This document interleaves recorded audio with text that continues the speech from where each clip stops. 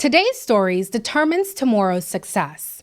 So this Black History Month, we are memorializing 4 Black entrepreneurial stories in collaboration with Black-owned Hamilton. They have a plethora of services that allows Black entrepreneurs to quiet the noise so they can listen to their own voices. Black-owned has a community platform where business owners can access funding, courses, events, different unique opportunities, as well as mental health services and resources, so that you, as a Black entrepreneur, can thrive both in your business and personally.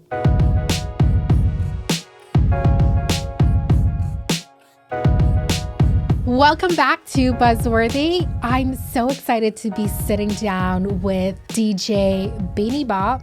That's me. Whose real name is Myliek Mckenzie. He's been touring with Juno Award winning artists and is here to tell us a story on how this even happened in the first place. So Myliek, thank you so much for joining us on the show. Yes, thank you so much for having me. It's been a really great time. Yeah. So Myliek, when you think back to your early days before becoming a DJ and now, building, Beenie Bop services, DJ services, what do you think really set you up to be an entrepreneur and a business owner? Yeah, for sure. Thank you so much for having me, first and foremost. It all started back when I was about 13, 14 years old. My aunt threw a Christmas party, and this was actually the first year that we actually hired a DJ to DJ the Christmas party this year. So when she had the DJ set up in the basement and he brought all his equipment and he was playing some music, we were vibing a little bit, but I found that our cousins and my younger cousins, myself, and my brothers and sisters, we weren't really vibing as much as we wanted to vibe. So I decided to go up to the DJ and I was like, hey, do you mind if I get behind here, see what you're doing, and try a thing or two myself? And he was more than grateful to actually let me stand behind him and learn a thing or two about DJing. And I got to pick a few of our songs that we personally enjoy. So this is back in 2013, 2014. Okay. Yeah, we were listening to, this is early Drake, a lot of Tory Lanez when he was just popping out. So a lot of the hip hop and stuff from that era. And then I always like to sprinkle in some of our feel-good tracks because our family's Caribbean. So anything that we heard cleaning on Sunday morning would get us vibing. So anything from Bears Hamid to Egyptian to all of those great classic Caribbean artists as well too. So ever since I stood behind a DJ deck for the first time, that's really when it solidified for me. I was like, okay, you have some power back here. It felt really powerful. It felt like I could really make people move and enjoy themselves and have a great time. So after that, I ran home, went to my computer, and I was like, okay, how do I become a DJ? And I dove right into YouTube University. That's probably my favorite place to go to try and learn something new, is diving right into YouTube and figuring it out for myself and just trying to get the ball rolling. That was such a pivotal point, but I think it's really exceptional when people like the DJ at your party allowed you to even get behind the booth. Like when you were in there, trying to mix the songs and all of that, what was his response to you being there? He was just standing back, watching, nodding his head. He was like, okay, cool. This is finally someone who is young, but is actually interested in the actual craft of DJing, because it goes beyond just actually selecting music. You have to know the gear. You actually have to take the initiative to teach yourself something like this too, right? Yeah. So, learning how to mix on an actual vinyl turntable was the first thing I actually tried to do for the first time. And it was a bit of a challenge, but the minute I actually got to put my hand on a record and really feel the way it pushes on an actual turntable was a great feeling. Definitely gratifying, I would say, for sure. How did you teach yourself this? Yeah, after I went home, dove into YouTube University, I was also going to a church down the street from my house. And I had a really great friend named Justin who was more than grateful enough to actually let me try and use his digital DJ deck. So it's a little bit different than an actual vinyl system. So one day after church, he set up his equipment, he pulled out the laptop, and he was like, okay, just go, do your thing. And I was like, me? You want me to just go? He's like, yeah, do your thing. Let me see what you got. And we would spend countless hours and hours just staying in that room, just trying to mix and blend. And sometimes I would have a bad mix and his face would go, ooh, you know, and then sometimes I'd have a good mix and he would nod his head and be like, okay, I see what you're doing. So it's always all about trial and error. You know, you can't be too scared to take that leap. You got to really dive in head first. Yeah. When you look at, you know, you being able to teach yourself this and getting feedback and learning from like your friends and, you know, just putting yourself in places where you can practice this skill continually. What is it that made you say, this is more than just something I love, that I'm actually going to turn it into a business of some sort? When did that moment happen?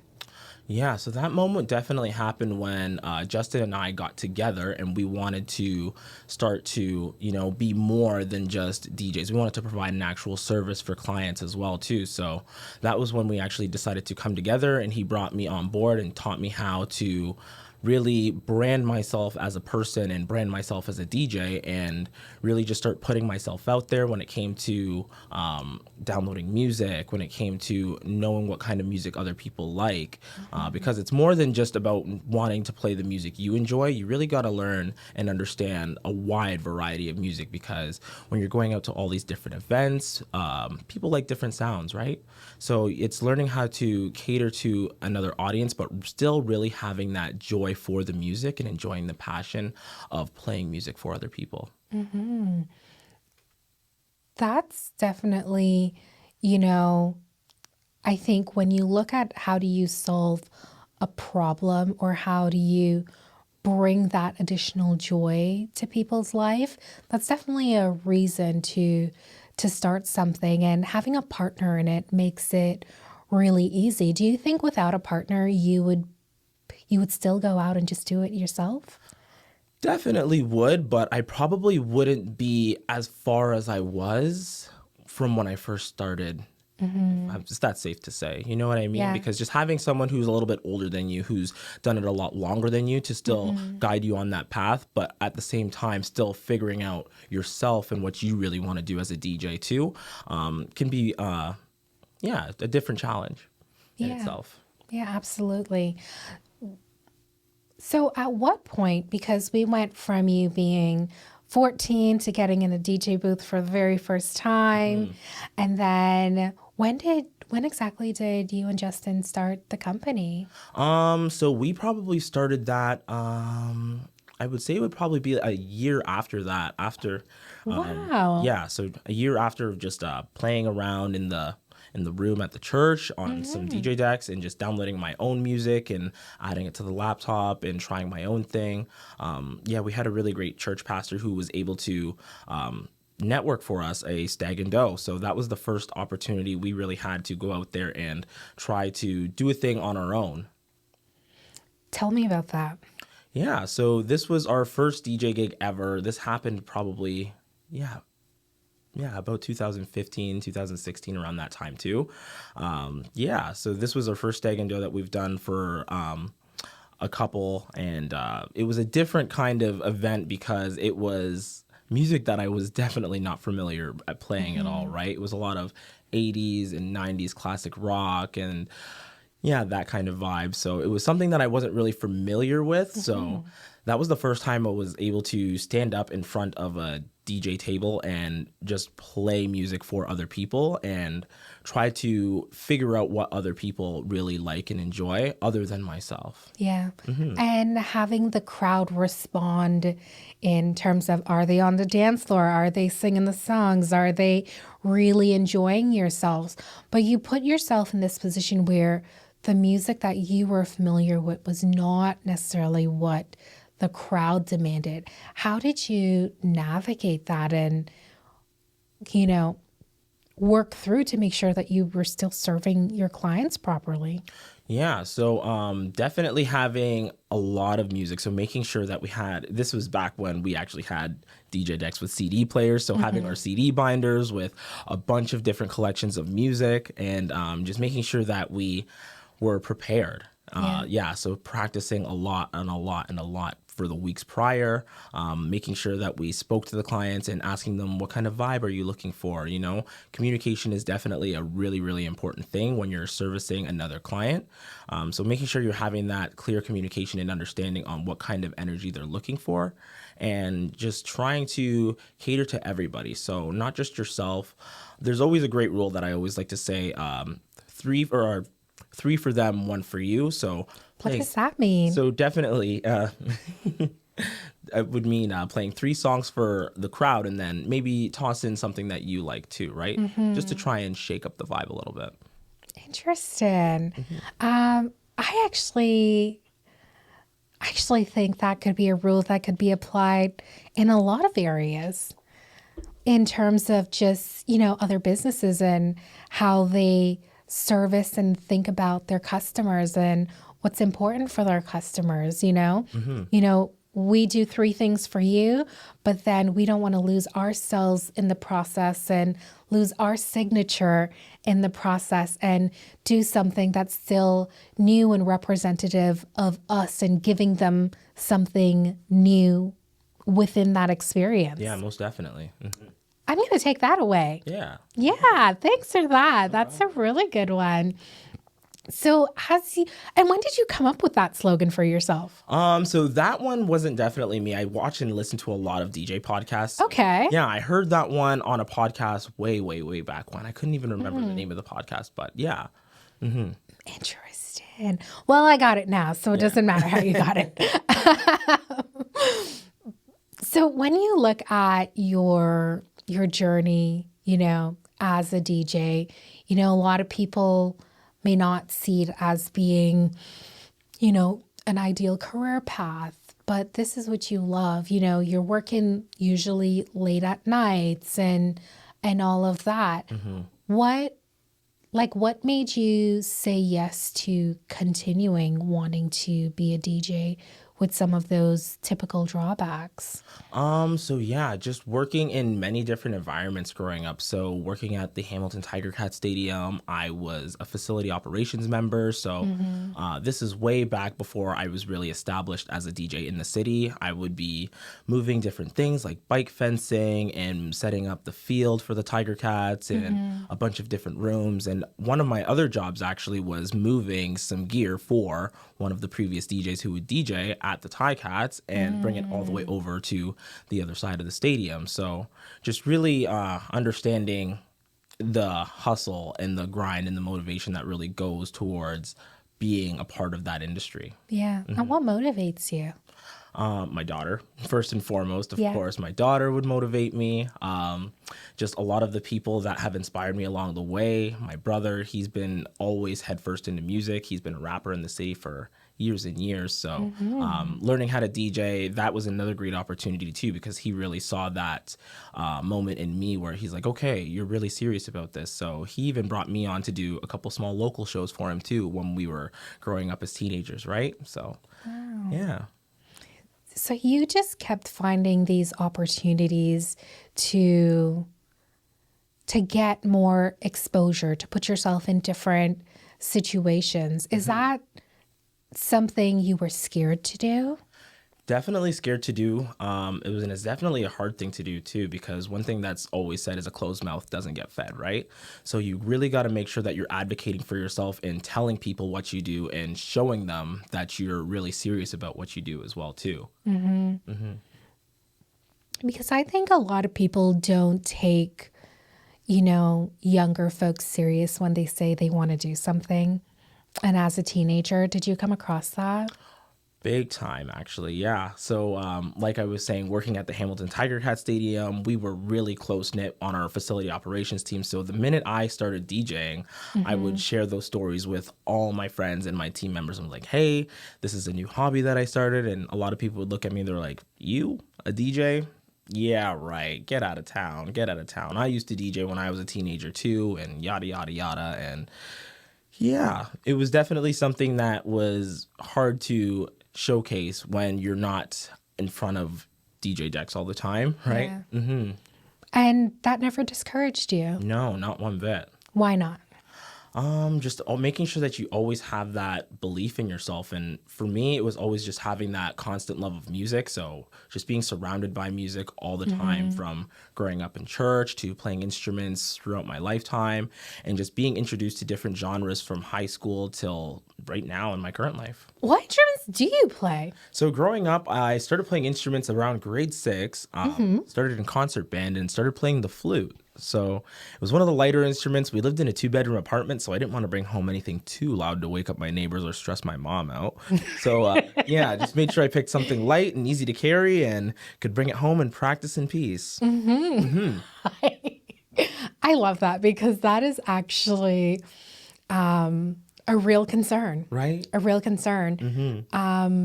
So a lot of people don't know this, but I used to be in a marching band. Oh, no way. Okay. That's amazing. I did. Both my brother and my sister also were in that marching band as well too while we were in high school. And my sister played the trumpet and my brother played the trombone. Oh man, they're both loud. And so when it was time for them to practice, they literally had to go out in the yard, like far from the house to just practice. So yeah, my older brother, he was a drummer, so like that's just a loud instrument within itself. So he always had sticks in his hands, banging on pots and pans, and that was just something we were always doing growing up together too. Yeah. So music has just been a fundamental like part of your whole life. Yeah, I've always been surrounded by music. So who inspires you musically, like from such a young age? From such a young age, I would definitely say hearing my grandmother sing to us growing up, being in church, and just having family members that played in the band. My godfather was a guitar player at church as well too, so that always brought more passion and fueled the fire for music in my life as well. Yeah. I can definitely see how a love of that has definitely transitioned from, from your grandmother singing to playing the flute to DJing behind a DJ booth. You got to be serious about music if you're going to hire a DJ for a house party, just for a family get together. Right, exactly. Yeah. Gotta make sure the vibes are right. Yeah. I definitely love that. Well, one of the things we were talking about just now is sort of you not being afraid to put yourself out there and tell people like what you were doing and why you were doing it. And while you were, working as an operations team member at the Ticats Stadium, like what was it that, made you just not shy away? And like, by not shying away, did that ever turn into anything for you? Yeah, so one thing about working at the Ticats, I was always an outgoing person, and our team member, we're always joking around and having fun and just telling all of our stories, and just, it was like a brotherhood working at Tiger Cats as an ops team member. And yeah, just sharing that my passion for music and always talking about music with other guys on the team and having the same interests in music as well too when it came to what we listen to, and always wearing headphones and having speakers out whenever we're getting our work done on those hot summer days. So yeah, just sharing our love for music throughout the stadium. And yeah.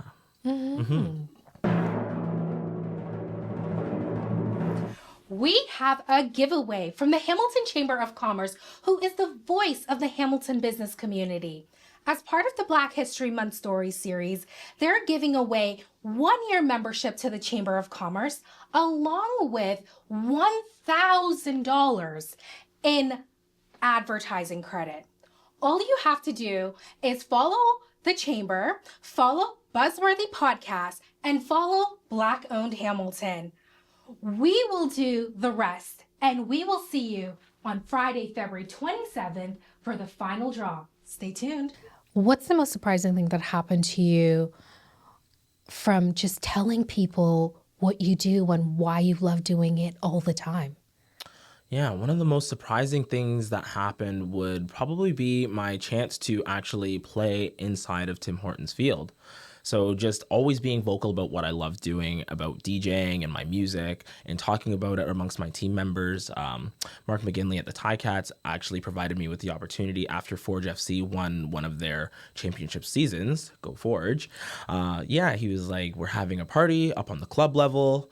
Our DJ's not available and we need somebody. So, all right, kid, here's your shot." And he shot me my shot, and I brought my gear in and I did what I love to do. And it really provided me with an opportunity to end up becoming the game day curator for Forge FC. Wow. So this one, what sounds like a last minute opportunity, like between him saying, "Hey, we need a DJ," and you having to bring your gear and show up, like how fast did that happen?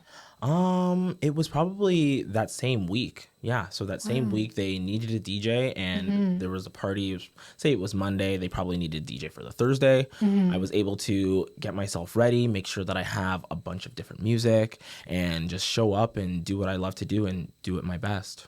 And that was basically your sort of an inadvertent audition Yeah. to now be the DJ for all of their game days. Is that how it works? Yeah, so every single game day, I get to be up in the press box on the seventh floor, and I'm curating tracks for gates opening, warm-up songs. Every player also has their own individual goal song too, so making sure that their song gets played whenever they score, and yeah, just being responsible for the sounds of the stadium. It's a really big task, and it's a task that I feel honored to actually do for our city. Wow. So you are still in this position, right? That's correct, yes. Okay, so I actually saw my very first Forge FC game All right. last summer, so I would have heard you DJing. Yes, that's me. Okay, I experienced a little bit of Beenie Bop and didn't even know. I always like to say I'm everywhere and nowhere at the same time.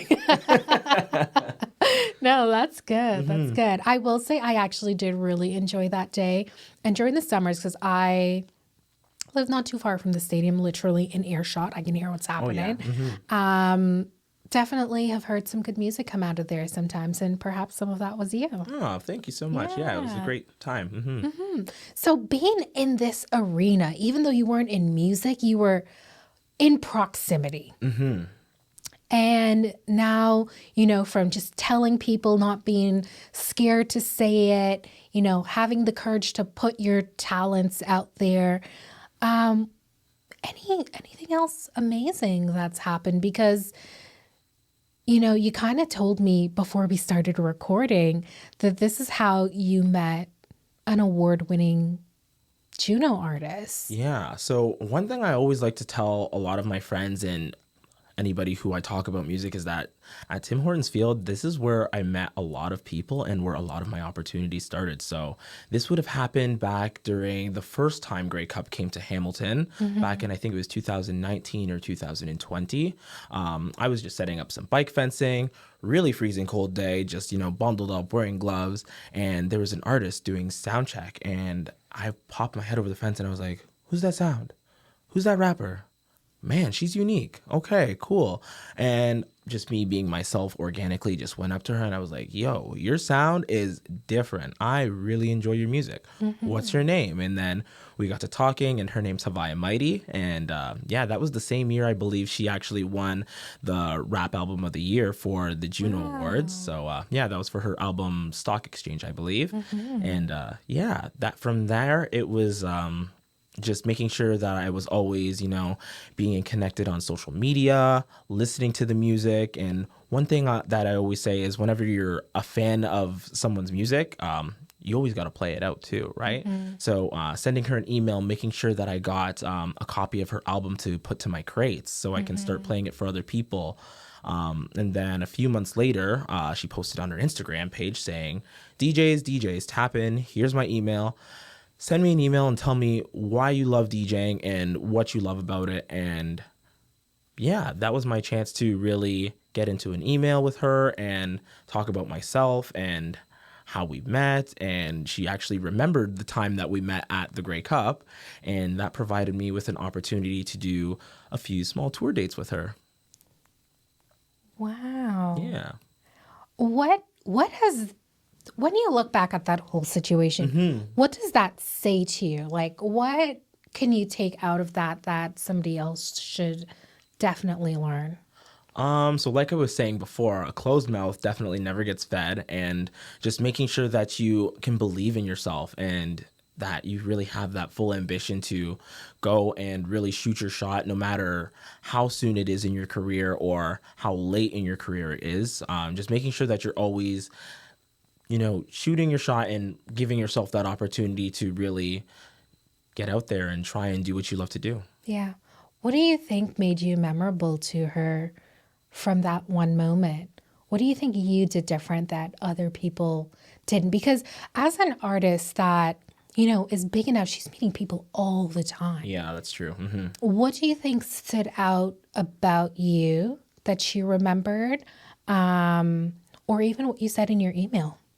I would definitely say probably the work that I was doing. My work ethic was definitely one of them. Just always being on top of my crates, staying organized, being tapped into your local scene too, right? Because it's more than just listening to all the big, famous, popular artists, right? You really got to pay attention to the small guys in your pond too. So being connected with a lot of your local artists here in Hamilton, Toronto, just listening to Canadian music first as well, I would say would be a big thing that brought me to building that connection with her, showing her that I really care about Canadian artists first as well. Yeah.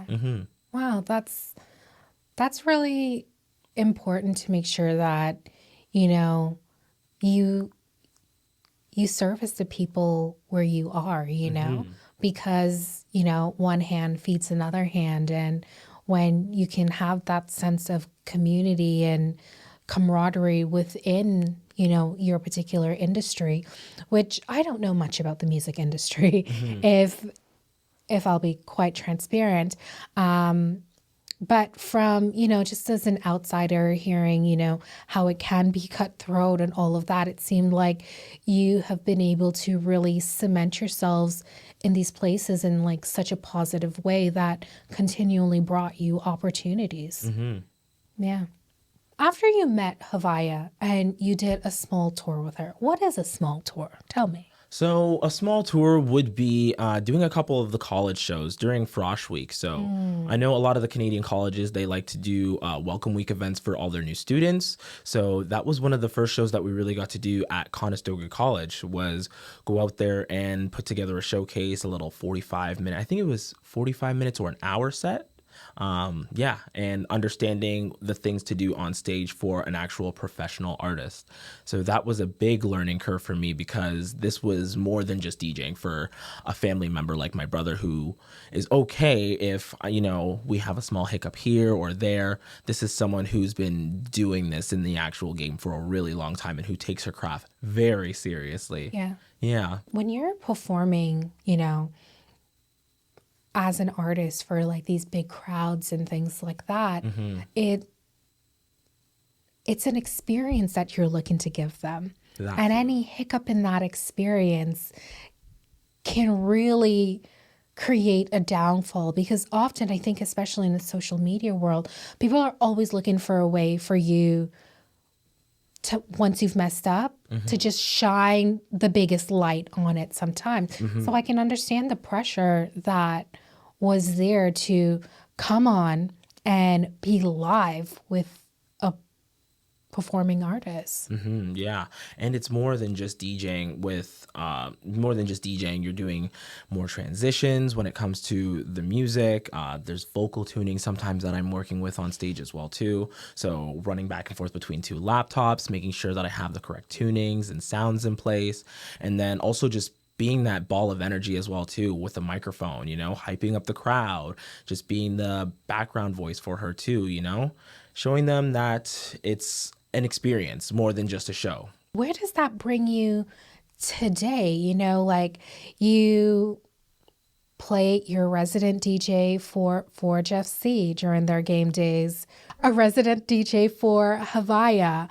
And you've toured with her not just in locally, but internationally as well. Yeah, so just being that person that she can really rely and depend on, it really provided the opportunities and gave me the shot to travel around the world, which is something that I never thought that DJing would bring me. So going on my first European tour back in 2024 for a full month, so leaving my daughter and my partner for a month is a really big thing for me as a father, especially.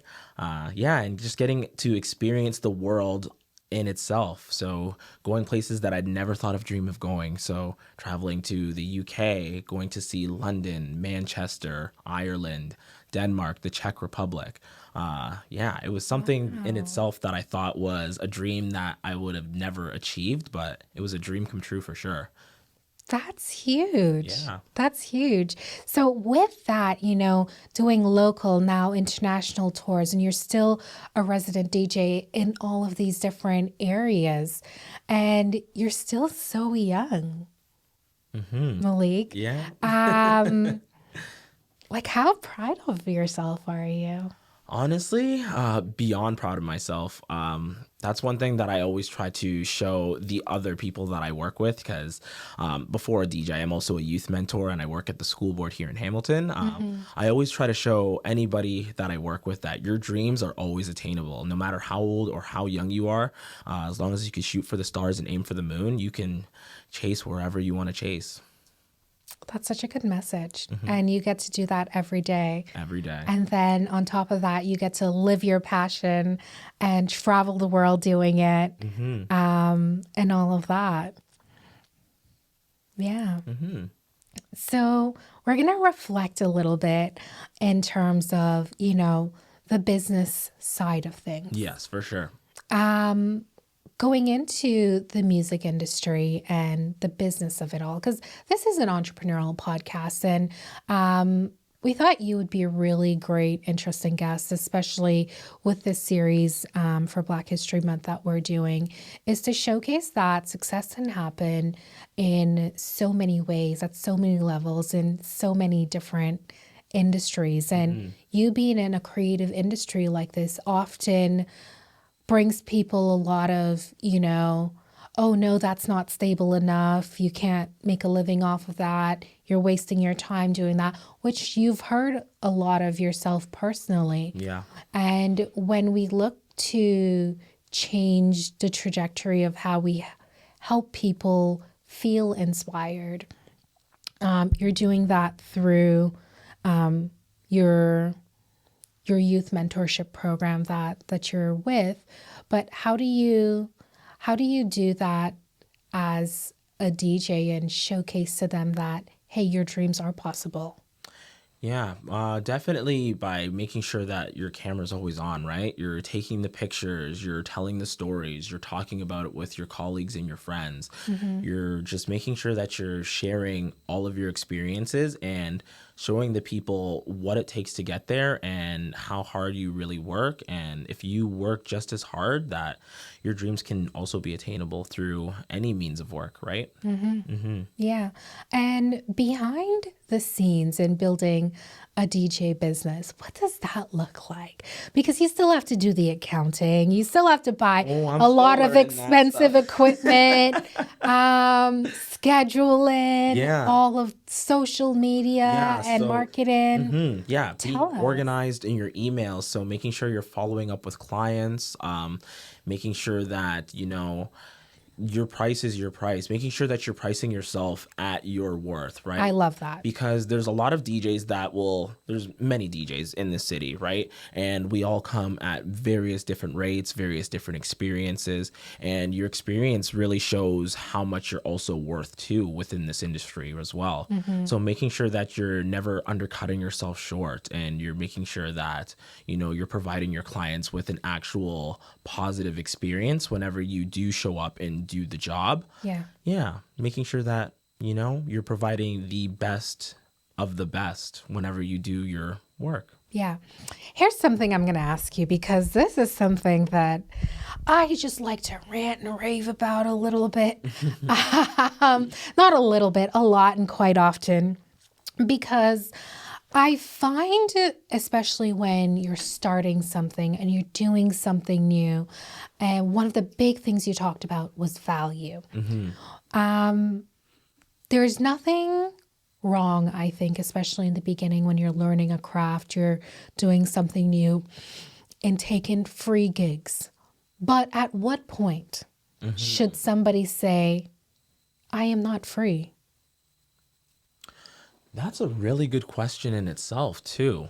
Yeah, because there was a bunch of times where I would be doing free gigs for the exposure and for just the opportunity to get to do those gigs. It all depends on how you feel about yourself and how you feel about your craft as well, too. Making sure that you have the correct equipment to bring to these gigs, because buying the equipment ain't cheap too. There's thousands of dollars worth of speakers, cables, microphones, sometimes even too, right? So this comes out of your own pocket from either your day job, or you can really work towards it as a DJ and, pay for it within itself, right? Reinvest back into your own business. Yeah. The reason I ask this question is because often a lot of people want free things from you, especially when you're young and you're coming up and you might be unsure of your value at that point in time. And why I think it's actually really interesting and good to have this conversation with you is because I think you've done something really well in terms of determining your value. I don't know the prices of your services, but it varies. It varies. All it all depends, I'm sure.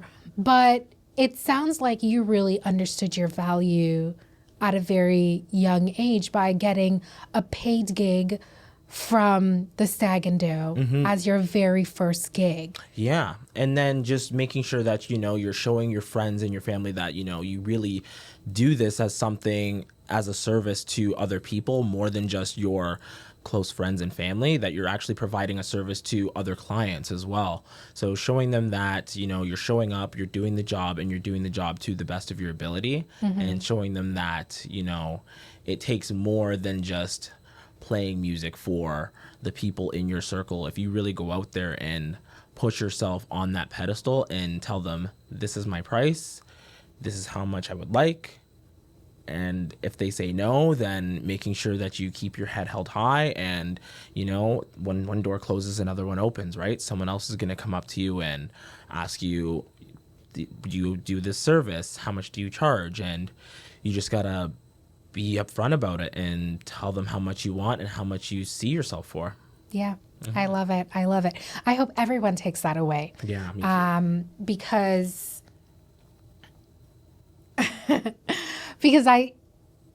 the reason I hope everyone takes that away is because I think it's so important for people to know that, one, free work is never valued.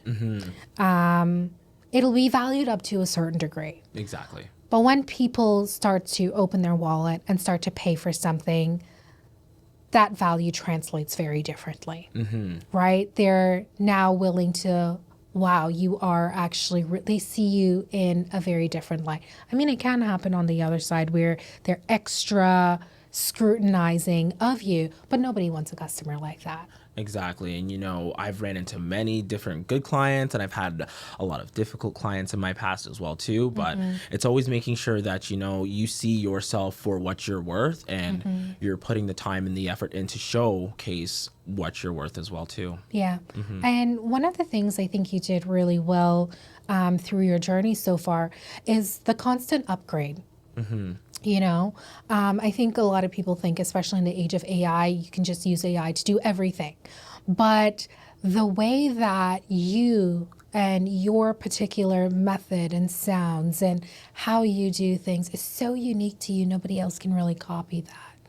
And I think that's something that as business owners and as entrepreneurs and as creatives, that's something you shouldn't be scared that, something else will take over as long as you continue to improve what you're doing and keep yourself in that unique space. Right. And we're already seeing that within the age of Spotify itself, right? Spotify itself has their own DJ app where, and it's, when you go out to a lot of these places where you DJ, like at a nightclub, for example, people will just come up to you and throw their phone in your face and tell you what song to play and what songs they want to hear. But at the end of the day, a lot of people need to remember a DJ's job is to take you on a journey, and back in the early 90s and 2000s, the DJ's job was to showcase you new music, introduce you to tastes that you might have never tasted before. And then you're finding new things that, you never would have had in your ears beforehand. Yeah. What do you think the DJ's job in the future is going to be? Honestly, I feel like right now DJs are going through a really big shift, especially within the age of social media as well.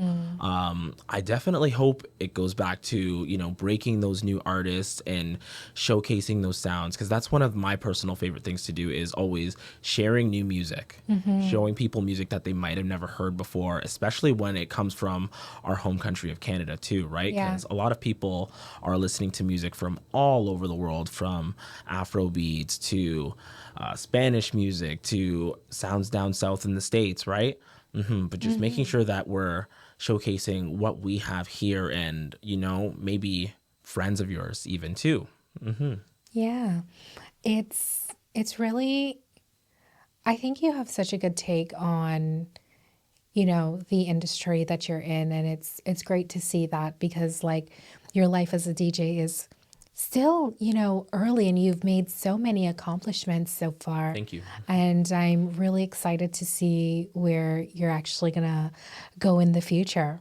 Thank you so much. Yeah. Honestly, me, myself right now, I feel like I'm even going through a transformative shift when it comes to this whole DJ aspect too, because, In what way? so at first it was wanting to be a producer and DJ, but, when you're busy as a business owner, as a DJ, that usually takes on the brunt end of it. But definitely trying to take a step back and being comfortable in a spot in your business where you're able to turn down those smaller gigs where you wouldn't have said no to before. And you're now able to actually, say no to something or pass it off to a friend or a colleague who's also starting their own business, right? And maybe even shining the light on some other DJs that are local to you as well. That's growth. Yeah, for sure. Yeah, that means you're climbing the ladder. Right. Definitely gives me an opportunity to take a step back and, try to craft my own sound when it comes to making my own music now, too. And continue to elevate yourself. Always, always. That's very, very exciting. So as we wrap up this podcast, there is 3 things we ask our guests. In your entrepreneurial journey and in your creative journey so far, what is one thing you want to leave behind? You're like, this is no longer part of Myliek or Beenie Bop's life. Definitely the fear of rejection. Yeah, the fear of being rejected by others, because there's sometimes where you're playing a music and you transition into a song and other people might stop dancing or the crowd might stop dancing and, you might lose your dance floor, but just making sure that you have that confidence in yourself to get that dance floor back. So the one word that you're leaving behind is? Rejection. Rejection. Yeah. Have you feel rejected throughout your DJ journey? I would say so. Yeah. There's been times. What's the biggest rejection you felt so far? I would say definitely playing in nightlife spaces is a big place where you can get rejected. You're getting a various amount of different people and different clientele that come up to you and might not like the songs that you're playing at the moment. But later on in the night, they might, hear a different sound that you're bringing to the dance floor and they're like, oh, okay, this is something that I do like. You know what I mean? Yeah. Yeah. I can see that. I totally see that. Okay, so our second question is, what is the biggest thing you've learned? The biggest thing I've learned is, I'm pretty sure Wayne Gretzky always says it. You miss 100% of the shots you don't take. Yeah. So making sure that you're always shooting your shot, you know? Doesn't matter who it is. A great story actually that goes along with this one would be working at the Tiger Hat Stadium again. There was a local club DJ and I was like, yo, Danny. And he's like, who are you? And I'm like, I'm Beenie. You don't know me, but I know you. I'm a DJ. Here's my card, you know? Just making sure that you're always shooting your shot. And from shooting my shot like that, that's what really got me into the doors of Hess Village downtown in Hamilton and provided me with opportunities to really start DJing for my local club scene. Wow. I think that's a really good one. I think fear stops a lot of people from doing something, but the worst they can possibly say is no. Yeah. No. Right. And that's the rejection you're leaving behind. So clearly, this makes sense that this is one of the biggest things you've learned. And then finally, what is one thing you're absolutely taking into the future with you? One thing I'm definitely taking into the future with me,